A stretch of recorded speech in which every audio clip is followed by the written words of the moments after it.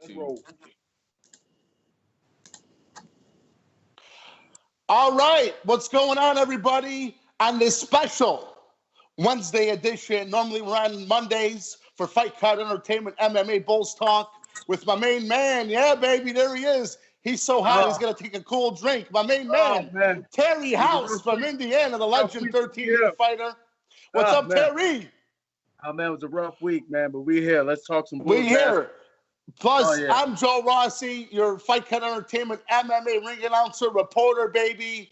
And a big shout out, first of all. Today, Terry, before we talk sports, Nurses Day and Week. So let's give a lot of love to all the girls I know and boys who are nurses, and the men, of course. A nurse is a nurse. So shout out to all the nurses today on Nurses Day all across the world, my man.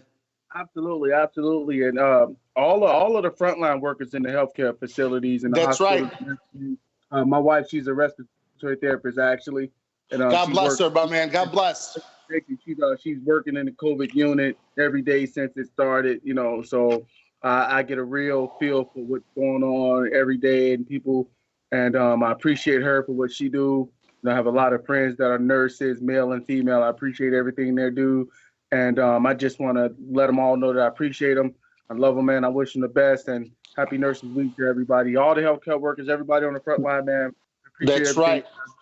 Yeah. I know some of my best friends who I grew up with, some of their wives are nurses. I got a lot of close personal friends, but of course not to just them, to everybody. We're seeing it more and more as we're trying to overcome the whole situation we're living in. So love, hugs, and kisses, and God's blessings to all the nurses out there from all of us at Fight Card. So Terry, we're going to jump right in Battle Royal style. From all the love, let's go to all the hate. Let's go to Barcelona, Spain. Let's go to the – all right, so the Bulls just come off winning their first championship, okay? So let's talk about this.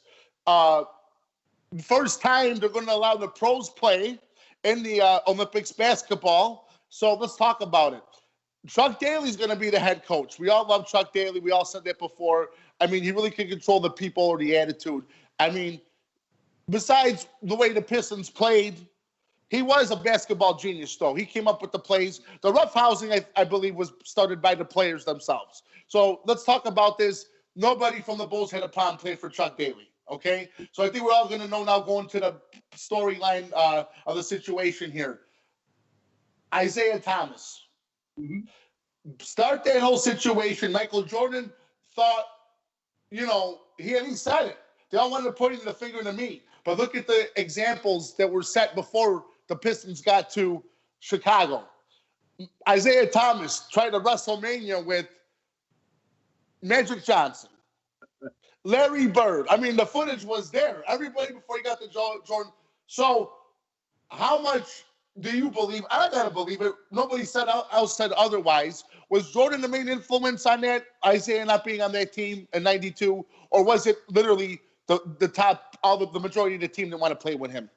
Well, if you think about it, and this is something that I've always debated with everybody who wanted to blame Mike for keeping Isaiah off the Dream Team. Oh, but one more thing. I don't mean to be rude. Where was Chuck Daly on that talk? He wasn't. He didn't say one word on the documentary.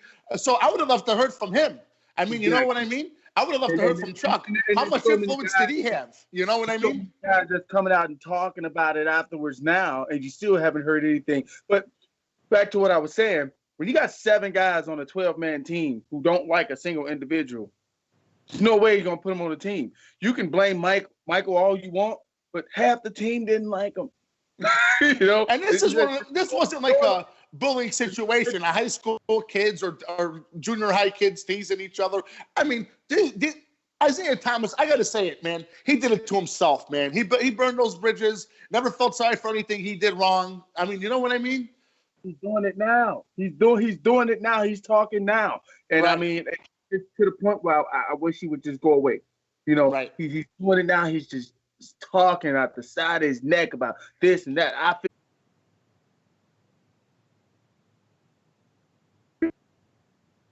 Olympics. Right. You know, right. It was the camaraderie was just perfect. And when you have a character like that comes in and it can discombobulate things.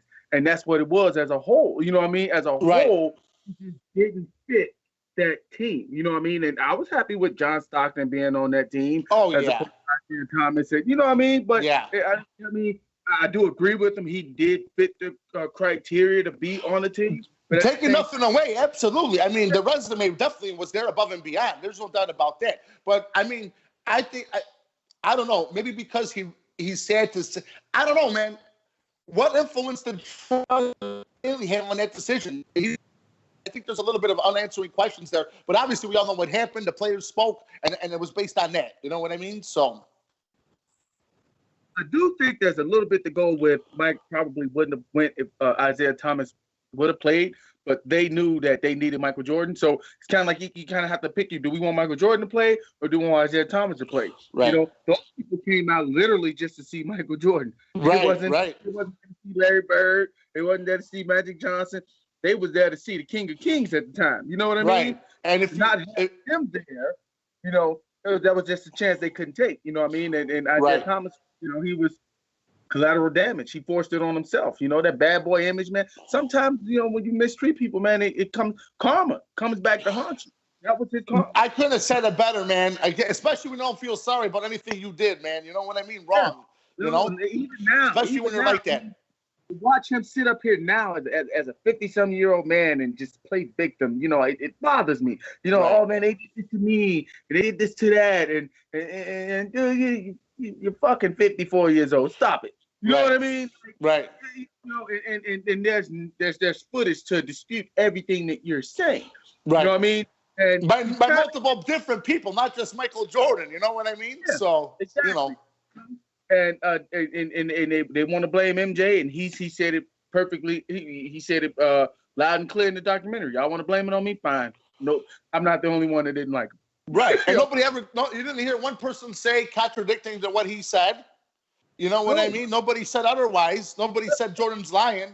You know what I mean? So there were also rumors about Magic Johnson not wanting him. And I had to break this down to somebody the other day. Magic Johnson not wanting him on there because what people didn't know was back then, you know, Magic Johnson had made his announcement, you know, that he was HIV positive. Right. Going around making demeaning comments about Magic Johnson, you know, saying, you know, he caught it from being homosexual. I mean, he was saying some horrible things back then. And Magic, like, and people think it was just because we didn't like him. He was saying some horrible things back then, and it caused a lot of bad blood. So you can blame it on MJ. A simple Google will pull up everything that Isaiah Thomas was doing to rub every single person the wrong way back then, like that Charles Barkley. Charles Barkley too. You know? So I mean, you know, while a small number of people want to defend him, maybe the West Side Chicago folks, you know, it's because where he's from. The 90 people, they want to defend him. But other than that, if you think about it, Chicago, it was a slim trimming group that would definitely defend him. Slim and trim. Chicago really deal with Isaiah Thomas like that. Think about it. You know what I mean? Isaiah Thomas has done nothing for Chicago. He's done nothing for Chicago back. Now we're sitting up here having debates every day online and in sports chats groups of which team would beat the Bulls, which team would beat these Bulls, and you know, it's old, and you know, and we'll never know. And I blame Krause. I mean, God rest his soul. He's not here. He's no longer with us. Right. But, you know, I mean, I'm not one when somebody's gone to say, oh, he was a nice guy when he wasn't. Jerry Krause was a dick. You know, right. It's bad, you know, and it just is what it is, man. Like you just, for the life of me, I just don't understand what was going through the guy's mind. You know, it's like he had a lottery ticket that could win him every year as long as he wanted to, and yet he wanted to fucking rip it up himself and try to get another one. You know what I mean? A different lottery ticket. One thing I loved about Michael Jordan and Scottie Pippen was everybody that Jerry Krause praised. They made him look silly. Danny Ainge, I'm going to bring that up right now. Talk about what happened in Phoenix, my man, with Danny Ainge. We started with Clyde Drexler that Portland championship. Clyde was on the same level as Michael Jordan. I mean, no, he wasn't. You know, the next year, And it took him, and it took him. He said it on there, Jordan. He goes, "I'm not saying that he's not a great basketball player, but he was insulted being compared to him." You know. It's you know they had so and then after the championship, he was telling them you can't drink this, it'll stunt your growth. Right, with the cigar. That was with the cigar for Jerry Krause. He brought it on himself. He brought it on himself. Right. I never felt sorry for Jerry Krause.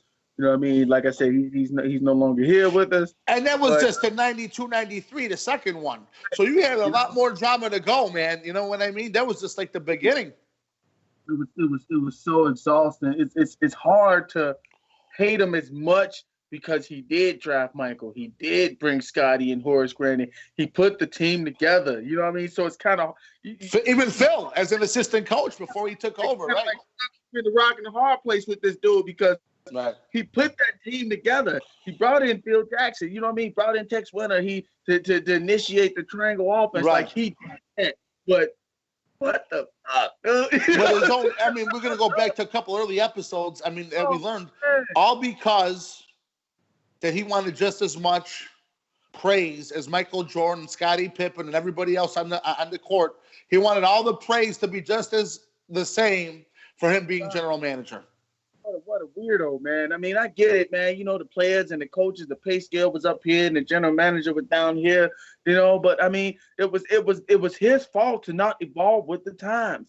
It was his own fault. He couldn't get the recognition that he wanted. You know what I mean? Now I'm on one on what he's saying. I'm on one. I'm going to break it down like this, my opinion here. I believe championships definitely do and need to start in the front office, okay? I believe that. But I believe a general manager or a president or vice president of a team should have a great relationships with all his players. Absolutely. On the field, on the ice, on the court, and off. You know what I mean? Absolutely. Okay, now I still to this day can't get how we're going to go to football real quick, and Jerry Jones thinks it's normal for him to be owner, president, GM, and water boy, everything he wants for the Dallas Cowboys. Because, without somebody to intervene between the owner and the players, we can see that fail. Jimmy Johnson could have stayed a lot more years. He could have won more championships with Jimmy Johnson. I mean, you know what I mean? But to have the greatest basketball dynasty and to want to break it up every freaking year you win, I don't know what the hell's wrong with you, man. It's that I never got it. He not only didn't have, and not to even want to have a relationship. All right. If you want, he could at least separated business and off the court. He could have handled himself way better as a human being with these people. I mean, you know what I mean? He had a serious ego problem. He suffered from short man syndrome. It obviously showed his entire time with the Bulls. And sometimes people just let that consume them, man. Their insecurities. You always got to show like I'm the bigger man and I'm the boss. And right. I'm this, and I'm that. And like I said, I always speak on it. It costed us possibly 2 more rings. At least. At least. I agree with you there. At least. So we're going to finish up Barcelona on a whole league level. It was stated in the documentary on Sunday that not only with Michael Jordan, but with the whole dream team was the icing on the cake to put NBA basketball on a worldwide level. How much do you agree with that? Well, the NBA is actually the only outside of baseball is the only like American sport that's really worldwide, that really embrace the world. Like, do you think Michael, that was the icing on the cake with Michael Jordan being in Spain? The rest of Europe saw it. I mean, all of Europe. I mean, and besides all the endorsements he had signed, they said the NBA on a whole level. It was not only American sports that had that huge influence on the world, but American culture as well. Because, like I said, you got to understand, like back then, Jordan shoes, sneakers itself was just only for playing basketball, you know, and Right. now it became style, it became fashion, you know, so the American culture took a worldwide stand, just like the American sport of basketball. You know what I mean? Right. So Right. after that, you started to see the evolution of the international play. You started to see Tony Kukoc coming to the league, and then a little bit afterwards, you saw Dirk Nowitzki come in 1998, and then you started seeing other guys, Andres Nocioni, you know, Manu Ginobili, like it did, and they started to evolve with the times. And now you see some of the great players that's coming from overseas. Now the kid down in Dallas, he's 19 years old, and Yeah. Jesus, he's a monster. You know, so the NBA definitely had a huge. That was its platform, though. 92 was the platform. The platform, and you know, like I said, we sit up and we talk about this week after week after week about the difference that separates Michael Jordan from all of the other great players is what he revolutionized. You got players that's great at everything. You got players that you know that. Then you have Michael Jordan who starts trends. You know what I mean? Right. We can go back from Michael Jordan started coming into camp in shape. You know what I mean? Right. Right. Now, right. I'm not taking the summer off. We're gonna work After losing 2 years in a row to Detroit, right? now every year. Now guys are working out all year long. You know what I mean? Working out in the summertime, this, and that. You know, like I said, we talk about the fashion. You know, those Jordan shoes, they change with the time. They change with the year. That's why you have so many different brands and colors and different styles of Jordan shoes. But everybody else's shoe will stay the same. His shoes evolved. It started another trend. You see what I'm saying? And now you're talking everything on a global level. So that's what's going to always separate Michael from all of the other greats that we have now. And back then is he revolutionized the game when it comes to a lot. And I can't speak on another person who revolutionized the NBA outside of Michael Jordan other than Allen Iverson. There you go. You can argue Allen Iverson revolutionized the game of basketball in his time, and it evolved to something else as far as like the culture and the fashion and everything. But before him, outside of Allen Iverson, there's nobody else that you can say revolutionized anything in the NBA other than Michael Jordan. On the topic of the shoes, how awesome was it? MJ wearing the original pair he wore the first time he played at Madison Square Garden. He wore it at his last game there. How awesome was it? You know what? Didn't we have a discussion when it was last week, 2 weeks ago? And I told you we talked about the foot injury. I was like, it's some goddamn shoes. He's like, those shoes back then, he was basically running barefooted. In the 80s, it was the same pair he wore 15 years before. I'm sitting at work, right? And I'm talking to one of my work buddies. And when we saw that clip, I looked over at him and I was like, watch the price of those Jordan 1s go up. And as soon as that documentary went off, I Googled it. They were online for $1,500, dude. I'm talking about name another player. You know what I'm saying? Like, you was probably able to get them for maybe $240, $250. After that scene, God hasn't created another player yet. $1,500 at the very least online, man. You know, and that's probably a used pair or a worn out pair. That's probably on the low end. You know what I mean, bro? You know, unbelievable, man. He took his shoes off and his socks was just red, bloody, like. He just wanted to. I was having a good game. He took the Knicks to town too with that. Oh boy! I mean, Madison Square Garden, man. I mean, that's just it's episode 1 kicked it off for us. I mean, it was one. Episode 1 is probably the best episode. Probably will be the best episode out of all 10.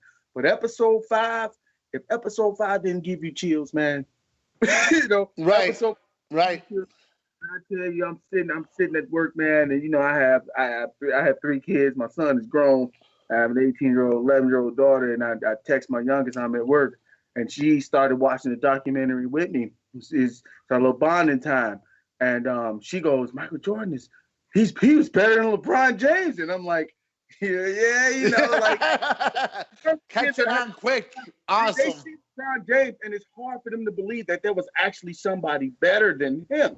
You know, and fast forward to Sunday, I text her, you know, just at work, say, "Hey, baby, how you doing?" And she goes, "Hi," and I'm like, "What are you doing?" And she goes, Well, I'm eating a popsicle, and I'm watching The Last Dance, and I'm standing there, and I'm having a moment. Yeah, tear your eyes, proud dad. We didn't get to watch episodes 5 and 6 together. You know what I mean? And Proud dad. I'm watching Last Dance, and the one little tear started rolling down God my eye. bless. What's going on? I was like, man, that's my goddamn kid, man. Yeah, she loves Michael Jordan. She loves Bulls, man. Going on those episodes and those awesome special moments. I think that's a trend going on right now. A lot of people watching with families, remembering the back the old days that they're watching these guys actually play. Like I say it all the time. I mean, my mom came off the boat from Italy, man. You know, I'm first generation born in this country. And during that time frame of the Bulls, I tell you, I said it before. She loved Michael Jordan. She loved Steve Kerr, Scottie Pippen. You talked during that game, trust me, a backhand was coming. The wooden spoon was coming. You know what I mean? But, so moments like that are all being relived, and a new generation of kids and families are learning all about the way it was for us when it actually happened, you know? The beauty of it is we can sit up here and tell people about Michael Jordan all day long. They can sit up here and watch the highlights and watch the YouTube videos all they want. This documentary is literally letting them see what we got to see as youngsters. As it happened. And that's what I was so proud of, because my kid is looking like, wow.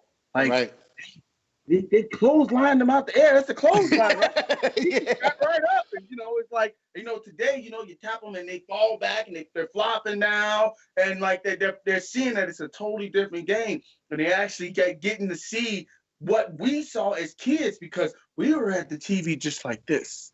Right. And now the next generation at the TV like this, just like, wow.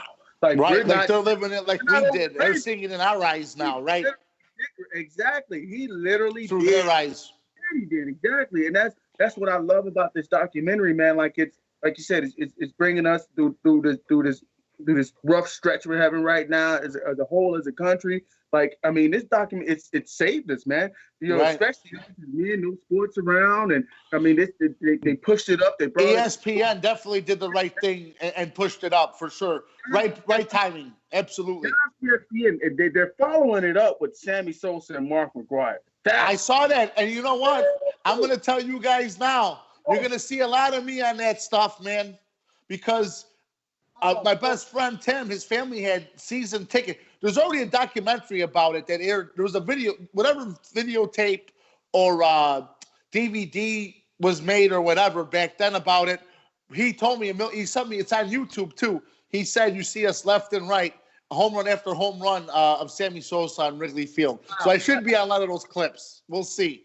But I can't wait for that. That's another thing, that we definitely need, like you said, to keep our spirits alive and positive thoughts during all of this is some new television. And even the new meaning means we're living old memories. You know what I mean? So exactly. And it's nice that the younger generation kids that were born in 96 and 97, 98, they didn't see this, so they grew up, and now they seem like, wow, the Bulls teams was incredible. You saw they had to move that game in 98 versus the Hawks, and the one stadium held like 70, 80,000. The Georgia Dome, man, it was crazy. You know what I mean? Yeah. And guys sit up and say like, man, we needed about 15,000 more seats in this place. And it was, right. You know what I mean? Like, as great as these players are today, don't get me wrong, they're bigger, they're stronger, they're more athletic. You know what I mean? Than overall, as that generation is, you just don't see nobody on that type of iconic level. I mean, you just don't see it. Truly once of a lifetime, for sure. Exactly. And we talk about the next and the next coming of and the close to, but at the end of the day, there truly, it will never be another MJ. It just won't. That's a fact. We're going to, real quick, I want to say that last NBA All-Star game for Michael Jordan, the last one, 98. And we agreed this was a passing of the torch to this gentleman I'm going to bring up. How touching was it to see Kobe Bryant on there in this documentary, obviously before the tragedy of his loss and his daughter's loss, rest in peace. He made this documentary, but how touching was it to see him actually talk and say the things he said looking back then from 98 on with Michael Jordan. I definitely didn't expect it. You know what I mean? It kind of hit me because, to be honest with you, I'm not over Kobe Bryant yet. You know what I mean? Kobe Bryant was like our personal hero of our generation from being in high school and seeing him going on prom with Brandy, another R&B icon of our era. And then he came out of high school and he goes straight to the NBA. And Kobe was just our hero at our time. We're the same age. You know what I mean? So you just looked up to Kobe and like, you know, the wrong clock got punched on that one. You know, you got unfortunately, a lot of people, you know, we're losing a lot of people. I just personally feel like the wrong clock got punched on Kobe Bryant. You know, it hurt. I refused to watch any videos and things on Kobe Bryant afterwards. And they start off this episode with a clip of Kobe. And I mean, it took me a minute to recover from it, you know, because Kobe, I mean, I don't think I've ever took any loss as hard as I did Kobe Bryant. You know what I mean? But once I got over it and you got to see what he said about how Mike, you know, mentored him and told him, you know, basically, like you say, passed the torch and told him, you know, you my little brother now, whatever you need, I got you. Right. And we kind of knew it, you know, but to hear him say it out of his mouth and confirm it, it was something special to see. You know what I mean? Plus, don't forget, Kobe was only 19 at the time, his first NBA All-Star game. But the funny thing is, you know, you hear Mike in the locker room, he said that little Laker kid. Yeah. He called him the little Laker boy. Yeah. The little Laker boy gonna try to. He said, "I'm not passing him the ball. He gonna have to get a rebound." They was talking about him. Like, yeah, man, he's just gonna try to take it to you, man. He gonna try to make it a one-on-one game. You know, they try to talk about how explosive he was. They was talking about how he was the next coming. You know what I mean? Right. And Mike saw that. You know what I mean? And he rarely talked people up like that. You notice that everybody in the documentary Mike talked about, he was like, I mean, it's cool, but you know, it ain't me. I mean, you know, you don't see it every day. A 19-year-old kid playing with the best of the NBA on their All-Star stage. That's a fact, my friend. Absolutely. He showed out that game. Yeah. Yeah. Well, okay, like I said, it was just great to see him be a part of this and talk. You know, they obviously filmed him before his tragic loss and his daughters. So may they rest in peace always. They'll always be remembered, Kobe Bryant and his daughter. Moving on to, we're going to start off this whole thing now with the playoffs with the New York Knicks, okay? Let's break down the Knicks here. Wanting to be, the only way I can describe this Knicks team is wanting to be a step above the Detroit Piston Bad Boys teams, trying to bring it to a whole new level. They seemed, as dirty as the Pistons were, they seemed to outdo those Pistons. I thought the Knicks of that time, and don't forget, you got Pat Riley now riding the bus, baby. You know what I mean? For the Knicks. So I saw them more of a threat that, hey, when you think about watching that, they could have been the team to stop the three-peat, right? I don't think they were as bad as the Pistons. I think they were tough just like them, but their intentions wasn't to hurt the Bulls. You know what I mean? If you watch those Knicks versus those Pistons, the Pistons straight out said, I mean, we're not going to try to stop him from scoring.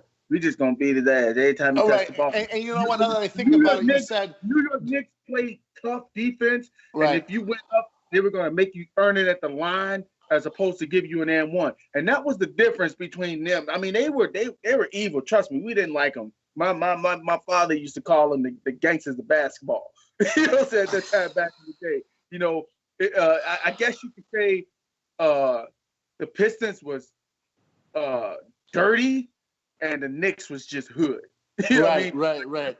I'm telling you, every time we played the Knicks, I'd be sitting with Daddy, be like, man, the gangsters of basketball right there, because they bullied you. They played like gangbangers who knew how to play basketball real good.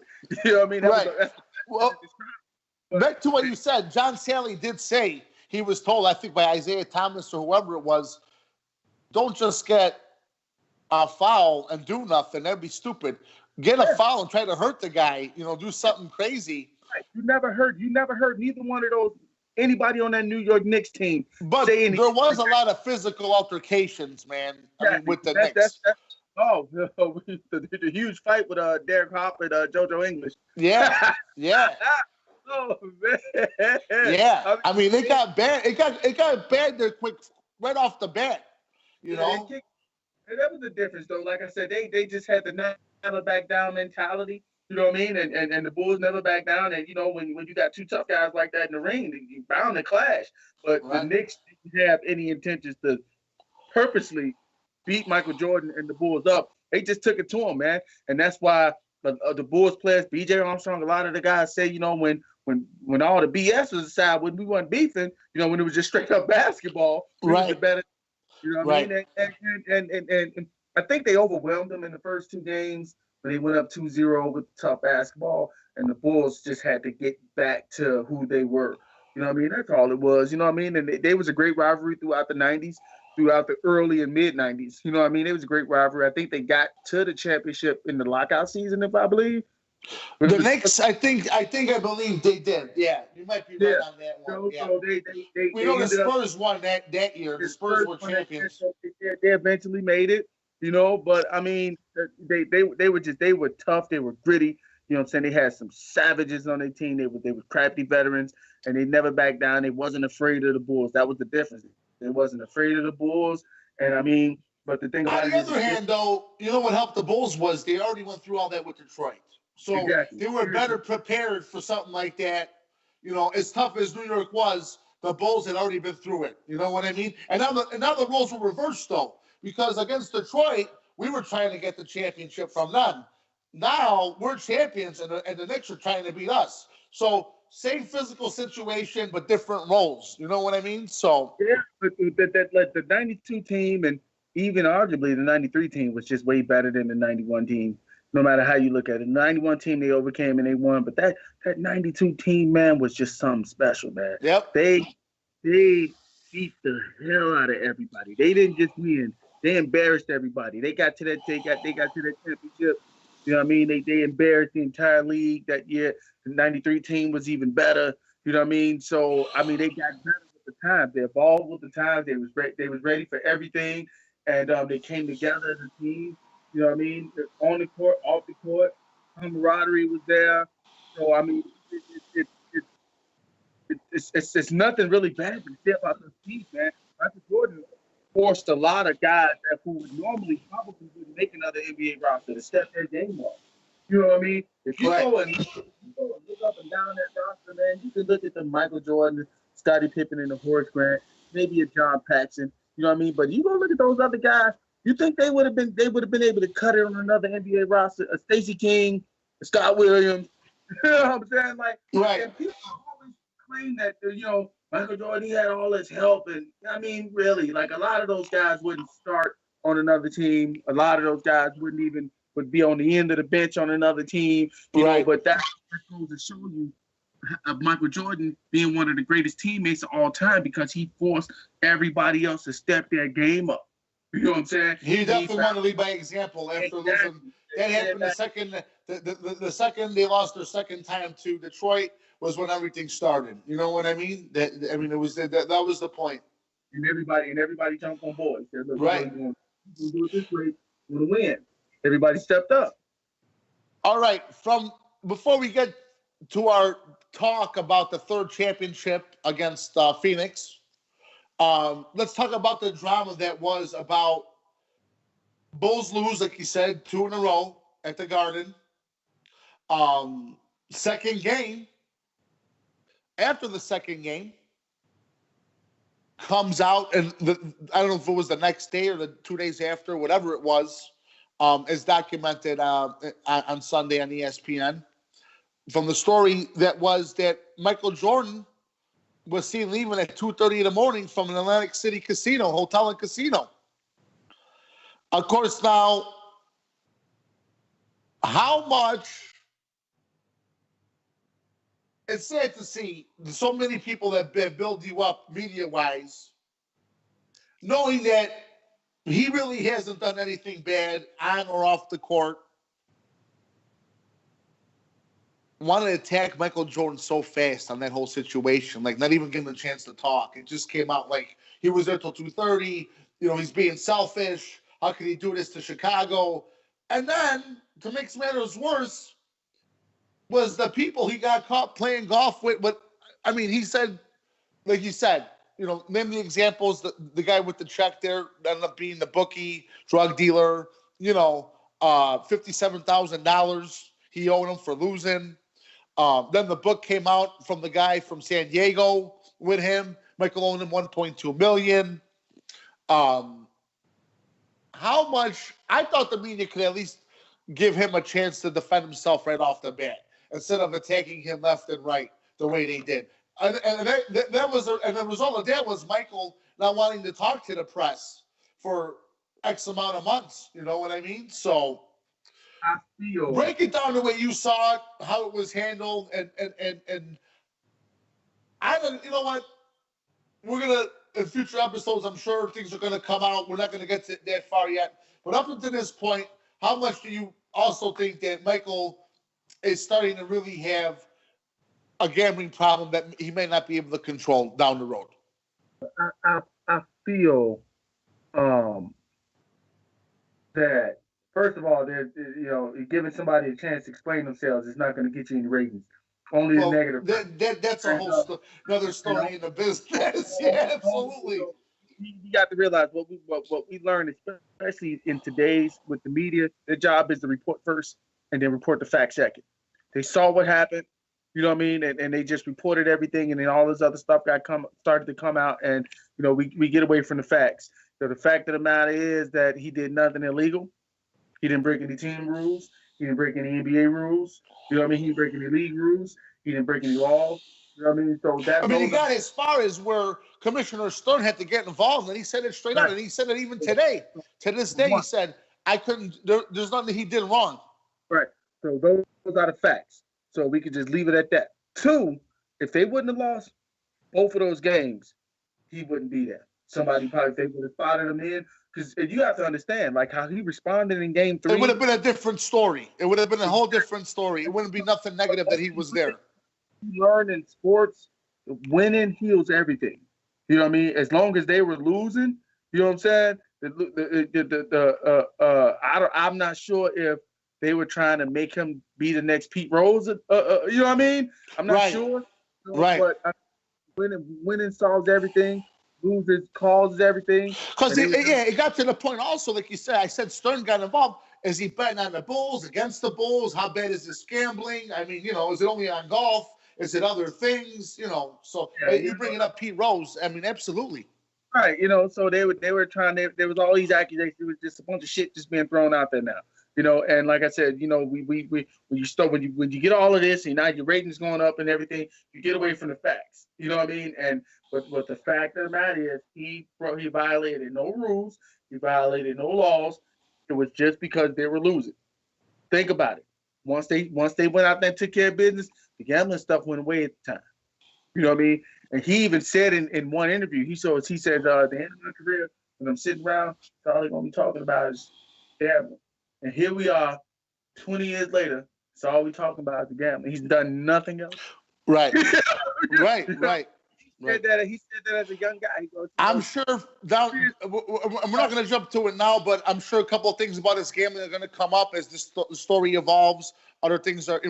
Let's not get ahead of ourselves on history. I'm sure you may know what I'm talking about. Maybe other fans do as well. But we're going to leave it alone for now until it's brought up in the documentary. But it's up until this point, from the Commissioner Stern himself in the NBA, there's nothing to worry about. He did nothing wrong. I mean, so we'll leave it at that. And then, he shut everybody up for after that and by doing what he did to the Knicks on the court. You know what I mean? So winning solves everything. I don't care what you're beefing about in the practice facility, behind the scenes. When you win, it all gets thrown out the window. I thought it was good that he wanted to speak with him. We're going to get to the finals now. Before, obviously, they started at the arena there in Phoenix, America West Arena. It was, he said, hey, grab a camera. Let's get this out of the way once and for all. Obviously, MJ being more comfortable to talk, not once that he got rid of the Knicks the way he did. coming up straight out and not having anything. So I thought that was a great move on him. So obviously wanting to put that whole thing to rest, which he did. Now let's go to, we're starting off what is going to be the three-peat. Okay, Jerry Krause still talking this shit, obviously in the media, and they didn't want to hear nothing about it. You know what I mean? They obviously were saying that they can make history here, three-peating, being only one of the three teams, and two other teams only did it before them. They're going to be the third team to do this. We're going to get to that. I think out of the three teams that they played, I think this was the best, toughest team competition-wise for the Bulls. You know what I mean? I think they were tougher than the Lakers, tougher than Portland. Charles Barkley, credit all the way around. Up until this day, he said, hey, we lost to Michael Jordan, but we never gave up. And, that's not a bad thing to lose to Michael Jordan either. You know what I mean? Give me your thoughts on that whole three-peat situation. And I want to get to a point about when the whole Charles Barkley, you got to love Sir Charles, the whole thing about Chicago and the Science. We're going to get to that after your thoughts here. But do you agree with me that they were the toughest to beat, the toughest team to beat for a championship, other than, better, tougher than the Lakers and the Trailblazers? Let me just go on the record and say I do not like Charles Barkley. Never have. I despise him more this day. He crucifies the Bulls every chance he gets, and I think it's out of spite because we beat him in this championship. I still believe this to this day. I have not liked him even more after what he did to Zach LaVine this past All-Star break. They were interviewing him about the three-point contest, and he want to bring up how bad the Bulls are doing, and I'm glad Shaquille O'Neal stepped in and checked them for that. I just want to get a couple things out. Yeah, before we're talking about today, before we go back in time. Before I talk about him being a certified loser on the court, because they were the best team. They had the league MVP, which is Charles Barkley. Yes. You know what I'm saying? They had 5 guys that averaged double digits. They had 4 guys that averaged 14 points a game. You know what I mean? They were by far the toughest team. Oliver Miller, Dan Marley, Kevin Johnson, Danny Ainge. They had shooters. They had them, man. They had them. They were the best in the West, man.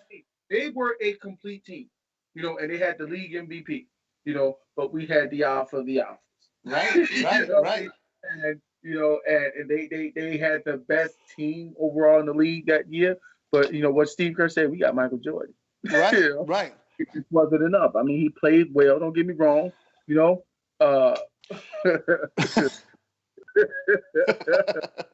was the guy named? They had to Richard Dumas. Yeah, he was on a lot of skiing trips. If you know what I'm talking about. Richard Dumas, the cokehead. He liked the slopes, if you know what I mean. But yeah, that '93 Phoenix Suns team was complete. They was a total package. They were stacked. The starting 5 was stacked. They had a really tough bench. Like I said, they had 5 guys averaging well over double figures a game. There was no excuse. And maybe nerves in the first game because they were in the finals. They settled in. They played okay. But I mean, the Bulls was rocking and rolling in, man. Nobody was beating them. It was clear. Nobody was beating them. Charles Barkley did everything in his power. I thought it was a great series. I thought that, okay, you know what, though? I'm going to say shame on us. Shame on Chicago for jumping the gun. Wanting to celebrate before. I think we jinxed ourselves. We could have won it at home, but I think there was a little lesson there. We jinxed ourselves there. And Charles, I thought, back then I obviously wasn't laughing about it or saying, I would have probably said the same thing if I was him. Now that I'm an adult, I think about it. If I was in Charles Barkley's shoes, I would have said, take them signs off the fucking windows. You're not going to need them tonight. But I think we did that to ourselves as a city. I think we jinxed the Bulls. Maybe the Bulls were a little bit overconfident too. You know what I mean? Yeah. In a sense, he jinxed himself. He got in front of the media, take them goddamn signs off. Right. Well, MJ got on that bus. He told the team, he said, "Look, I packed one suit." How motivating was that to say, we're not going to stay 2 days in Phoenix? He got on that bus. They said, "I got one suit. We're gonna go take care of business and come back to the crib." And then it goes, like I said, it goes to show you what the mentality, you know what I'm saying, of Michael Jordan versus the mentality of everybody else who's in comparison with him. Like, you don't hear stuff about guys like that came after him, or none of the guys today. That mentality, you know what I mean? Right. So I'm packing one suit. You finna go out here. I don't need another suit for the next day. Because he saw how depressed some of the players were having to go back there. You know what I mean? And he said, "Listen, I'm only packing one suit." I thought that was a big motivator, man. When I heard him say that, if I was on that team playing with them, I would have been like, "This is it, man. We're going there to do it." A little bittersweet, because I think not just Chicago. I think they were a little bit overconfident. I mean, that's why I say it was the toughest of the 3 teams they beat, Phoenix. You know what I mean? But I mean, obviously, we three-peated. Awesomeness, pure awesomeness there. And just unbelievable. He followed their leader. That's what we're missing out. Michael Jordan got on the bus and he said something, and the team followed their leader. Right. Right. People they took care of business. Right. Number 3. So on that, we're gonna be having now episodes 7 and 8.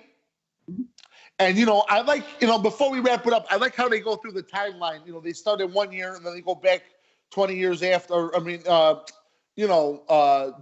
say from 98 to 91, 7 years after, whatever. They're showing the differences of how they're in their own lives, personal lives, on the court, how it's all evolved to that point. I like how they go back and forth. So what do you see in these next? Give us a little preview about what we're about to see, if you've seen any clips, Terry, about these episodes coming up on Sundays, 7 and 8. I haven't seen any clips, but you can bet your ass they're going to show that rivalry with the Indiana Pacers.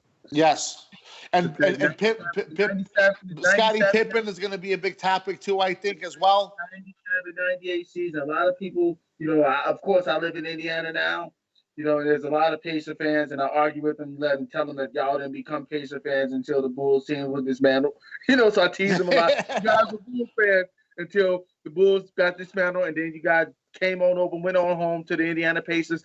But that rivalry with Reggie Miller and Michael Jordan and Rick Smits and those Davis brothers, Dale Davis and Antonio Davis, Indiana had a great team, and they challenged the Bulls for those 3 years in that Eastern Conference. We talk about how the Knicks played them tough in the early 90s.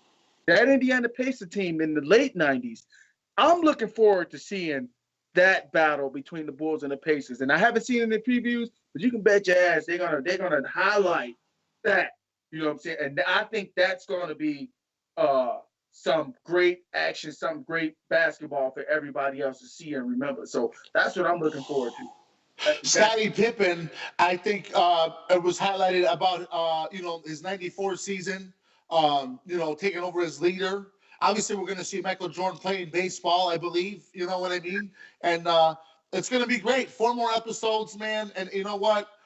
I think yes, his dad's situation, of course. I mean, I didn't want to bring it up during the gambling, but we're talking about the future episodes.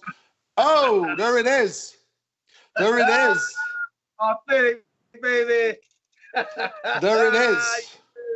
If you never got one, you better get you one. That's it. And I'm sure, listen, when baseball starts at Comiskey, I still call it Comiskey, you're gonna see a lot of Jordan jerseys this year for sure after this documentary. I wear that Jordan when I go to the White Sox game. I'm a South Sider. I'm a White Sox fan. I went to Dunbar High School. Was right down the street from Comiskey Park. I used to cut school, go to the White Sox games.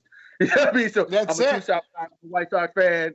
So every time I go to a White Sox game, I got my Michael Jordan White Sox jersey on. Everybody see me with the jersey on. I'm like, wow, that's right, Michael Jordan playing for the Sox. And then you go see somebody else with one. So of course they're gonna highlight Michael Jordan playing basketball. That's what I'm more looking forward to, man. Because like I can remember that rivalry with the Indiana Pacers, man. It was gritty. It was just as gritty as that rivalry with the New York Knicks, man. Right. And like I said, Indiana was stacked.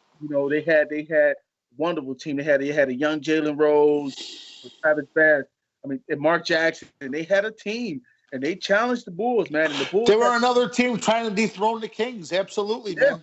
yeah. Absolutely. And oh man, I'm getting goosebumps just thinking about it. I'm looking forward to it, man. We're gonna leave it. Once again, ladies and gentlemen, we thank you for joining us on this special Wednesday edition of Fight Card Entertainment MMA Bulls Talk, based on our conversations here from the awesome ESPN series, The Last Dance of the greatest, not only in basketball, but probably one of the greatest teams in any sports ever, the Chicago Bulls in that time frame. I want to send a big shout out to production, as always. Our main man, Nilo, back at the studios. Nilo, you the man, brother. Love you. My main man, Terry House. Oh, yeah. Always 13-year veteran of the MMA world and big Bulls fan from Chicago. Oh, yeah. All our viewers, tomorrow, of course, I'll be back. Now, we're on Facebook here for our Bulls Talk. Now, our Fight Card Live show on Thursdays has been put on our YouTube channel, and we got big news this week for all our MMA fans. We're going to be giving away Fight Card masks. Oh, wonderful. Shirts, tickets. Terry, I know you'll be watching to win some stuff, my main man. Yeah, I know you, brother. I'm waiting on that invite to come do some guest commentary cage side. You know, I'm always there cheering on. You know, you guys got a couple of my teammates on your roster right now. You know, and I'm always in the locker room and in the stands cheering my people on. I'm just waiting on an invite to come sit cage side and commentary work. I think I got a future commentary in MMA, man. I've done it a few times. I like it, man. You know what? I would love to have you on the broadcast team, man, for Fight Card. That's a fact. Hey, no invite needed. First show, you're back on the air, man. That's what I'm hearing from my guys back at the studio. I'd love to have you on the broadcast team, man. For sure, Terry House. We'd love to have you. Fight TV, pay-per-view, any direction we go with television. Be great to have you on the team as well, my man. You know that. So we're back on YouTube channel, Fight Card Entertainment for that. Tomorrow, all about the trainers and coaches of the MMA world with Fight Card Entertainment. Don't forget, giving away masks, shirts, tickets to future shows. That'll be at 4 o'clock on YouTube. All you gamers out there, make sure you're joined here on Facebook. All you video games. If you've been watching every Friday night, I want to send a shout out to a former champion of Fight Card Entertainment, Prince Rivera Jr., my main man, Angelo, out there. What's up? I know he's been playing with Cesar Pinto and some other guys on there every Friday night. So I told Brian Angelo on our show on Thursday, I said, I'm going to date myself. Up, down, left, right, BA select start for my 30 guys at Contra. That's as far as I go with the I'm an old school gamer. Man. Some of these new games, man, I'd rather play the old games than the new games. But these guys are awesome. These guys are awesome on Friday. And Nilo Soto's on there too, playing on Fridays. Our man back at the studio, of course, co-owner of Fight Card. I mean, these gamers are awesome, man, every Friday night. So please follow Fight Card Entertainment MMA on social media, Facebook, Instagram, our website, for all the awesome shows we're doing to keep you entertained while we're all in together through this COVID-19. MySpace. Who's got MySpace still? Maybe Brian Angelo, our owner, I think, does. I got to tease him. Shout out to Brian, a.k.a. Jerry Krause. I'm just kidding, boss. Just kidding. Love you, Brian. Shout out to Brian. So on that note, thank you, all our fans. Once again, thank you to all the nurses here for Nurses Day for our studios. Back, Nilo, my main man, Terry House in Indiana. I'm Joe Rossi. Thank you so much for watching. Till next week, everybody. Good night and God bless.